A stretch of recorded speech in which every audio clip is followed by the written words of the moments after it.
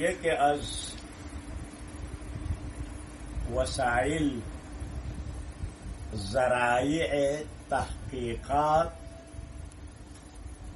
بلکہ اہم ترین پہلے وسیلہ لغت شناسی ہے. کسی بھی موضوع کے بارے میں جو لفظ ہے اس پہ دقت کریں.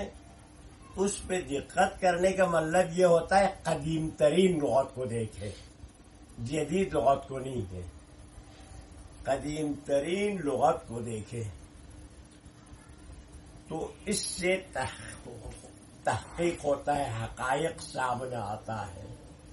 مثلاً آج سے 10-15 سال پہلے یہ جو اداروں کی تحقیقات کرتے تھے نا کہ میں نے کرپشن وغیرہ کی کسی چیز کی، تو سیاہی کو دیکھتے تھے. یہ کون سی قسم کی سیاہی استعمال ہوا ہے، کون سی کاغذ استعمال ہوا ہے. مگر آج کل فوم استعمال ہوتا ہے. یہ فوم کب نکلی تھی؟ تو یہ چیز یعنی پہلے ہر چیز میں چلتی ہے. بات یہ ہے تو دین اسلام میں تحقیق ہے. لغت عرب ہے، عربی زبان ہے. جو بھی موضوع آپ کو ملیں گے تو عربی زبان کے جو اصل کلمہ ہے اس پہ آپ غور کریں. مگر عربی زبان کے 3 ادوار ہے. عربی زبان کے ایک دور ہے جو بعثت سے پہلے دور میں استعمال ہوتے، ایک دور اسلامی ہے.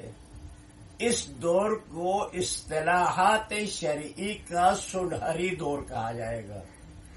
تیسرا دور مولدین ہے، یعنی حجت سے گرنے کی دور ہے. تازہ یہ لغت پہلے استعمال میں نہیں تھا، اب استعمال ہوا ہے.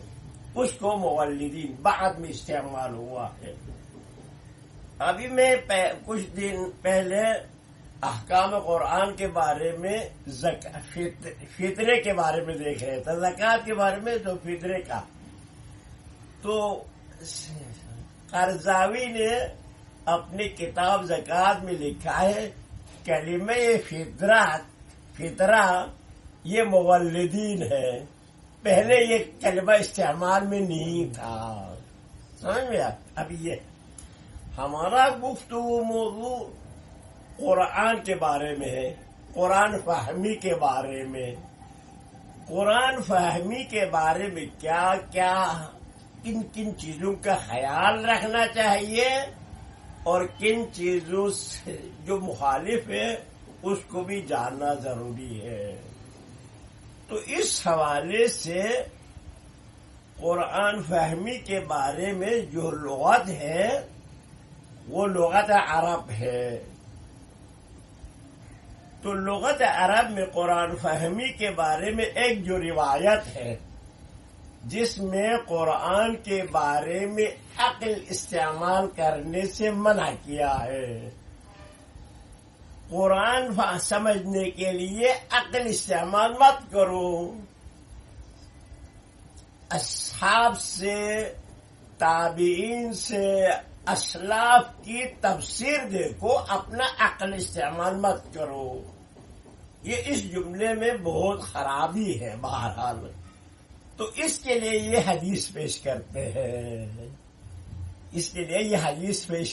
پیغمبر اکرم نے فرمایا نعوذ باللہ من فسر القرآن برأیہ فلیتبوأ مقعدہ من النار. جس کسی نے قرآن کی تفسیر اپنے رائے سے کی ہے اس کا ٹھکانہ جہنم ہے. یہ حدیث ہے. اب ہمیں تحقیق کرتے وقت یہ ایک مشکل ہے قرآن کے بارے میں یعنی سمجھنے کے لیے، تو ہمیں اس لفظ کو دیکھنا چاہیے. تو یہ لفظ من فسر القرآن برأیہ یہ کلمہ رأی ہے. کلمہ رأی عربی زبان میں یا قرآن میں کس چیز کے لیے استعمال ہوا تھا، کن معنوں میں استعمال ہوتا ہے. قرآن میں یہ کلمہ دو مفہوم کے لیے استعمال ہوا ہے. ایک، آپ کے آنکھوں سے آپ نہیں دیکھ رہا ہے. مثلا سورہ غاشیہ میں ہے، جس نے آسمان کو بنایا، زمین کو بنایا، تم نہیں دیکھ رہے. تو یہ اس آنکھوں سے کہتے ہیں نہیں دیکھا. ایک ہوتا ہے کہ اثر کو دیکھ کے مؤثر کو پتہ نہیں چلتا تمہیں. اگر کہیں دودھ نظر آئے، دھواں نظر آئے، آپ نہیں کہتے وہاں کوئی جلا ہو رہا ہے. تو نظر کے ایک نظر بصری ہے، ایک نظر بصیرتی ہے. مثلا اس آیت میں سورہ فیل میں الم تر کیف فعل ربک باصحاب الفیل، آپ نے نہیں دیکھا کہ ہم نے اصحاب فیل کے ساتھ کیا کیا. پیغمبر کیسے دیکھتے؟ پیغمبر اس وقت نہیں تھے، پیدا ہی نہیں ہوئے تھے پیغمبر. تو یہاں کیا کہہ رہے؟ آپ اثر سے مؤثر کو نہیں دیکھتے، اثر سے مؤثر کو نہیں دیکھتے. آپ سب جانتا ہے کہ حبش آئے تھے، ابرہہ آئے تھے کعبہ مسمار کرنے کے لیے، ختم کرنے کے لیے.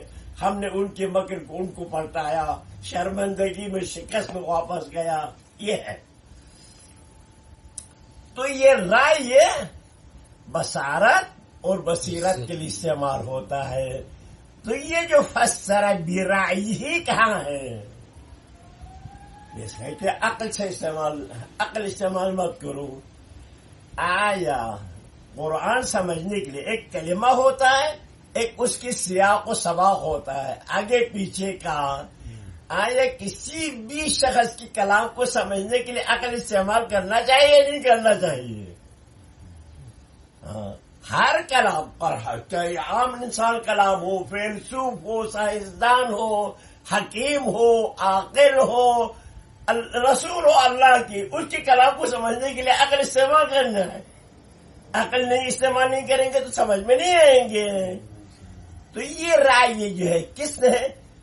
یہ ہے اشاعرہ نے پیدا کیا ہے معتزلہ کے خلاف. ہمارے تو دونوں ایک ہے، لیکن یہ برائیہ ہی جو ہے یہ اس طرح دوسری تیسری صدی میں پہ استعمال ہوا ہے. یہ رائے یہ کلمات پہلے استعمال نہیں تھے. اس رائے کو، یہ حدیث کو برائیہ کو کہیں گے کلمہ مولدہ ہے، بعد میں پیدا شدہ کلمہ. وصلی اللہ علیہ محمد. سمجھ میں آیا؟